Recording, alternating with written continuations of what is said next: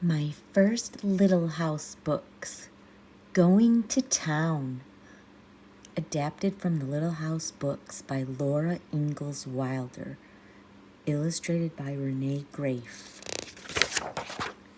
Illustrations for the My First Little House books are inspired by the work of Garth Williams, with his permission, which we gratefully acknowledge. Once upon a time, a little girl named Laura lived in the big woods of Wisconsin in a little house made of logs. She lived in the little house with her pa, her ma, her big sister Mary, and her baby sister Carrie, and their good old bulldog Jack. One day, Pa said that as soon as he had finished planting the crops, they would all go to town. Laura, Mary, and Carrie could go too. They were old enough now. Laura and Mary were very excited. The next day, they tried to play going to town. They could not do it very well because they were not sure what a town was like. They had never even seen a store.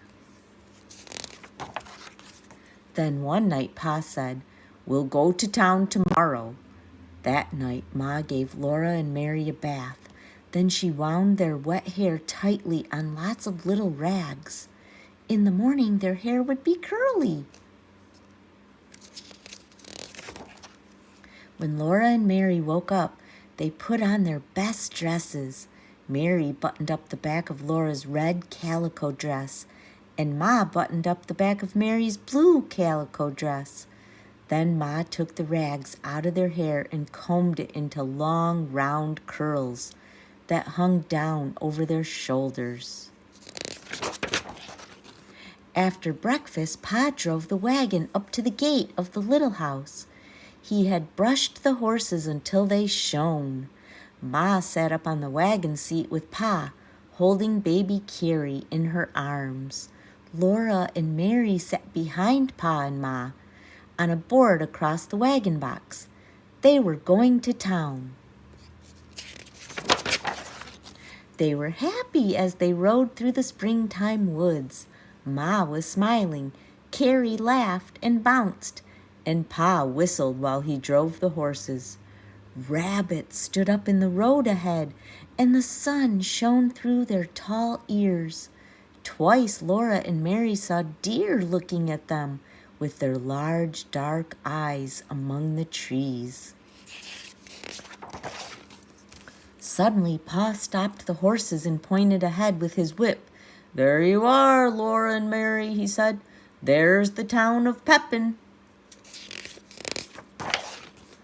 Laura had never imagined so many houses and so many people. There were more houses than she could count. Laura looked and looked and could not say a word. Pa helped everyone down from the wagon, and they walked up to the biggest building in town. This was the store where Pa had come to trade. As they climbed up the steps of the store, Laura was so excited that she was trembling all over.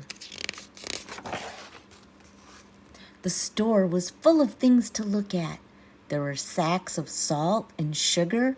There were pink and blue and red and brown and purple fabrics for dresses. There were boots and hammers and nails and big wooden pails full of candy. There were so many things that Laura did not know how Pa and Ma could ever choose. When all the trading was done, the storekeeper gave Mary and Laura each a piece of candy. They were so surprised that they just stood there looking at their candies. Then they remembered and said, "Thank you." The candies were shaped like hearts and had printing on them.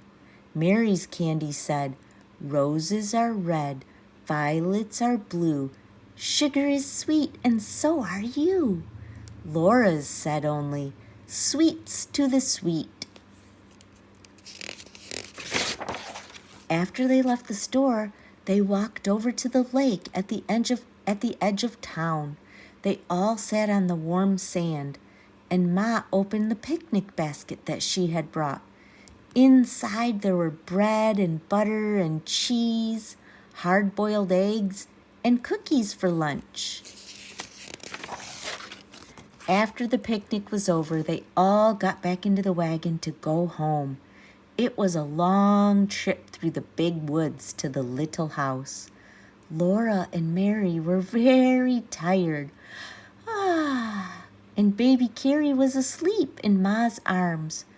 But Pa sang softly, "Mid pleasures and palaces, though we may roam, be it ever so humble, there's no place like home."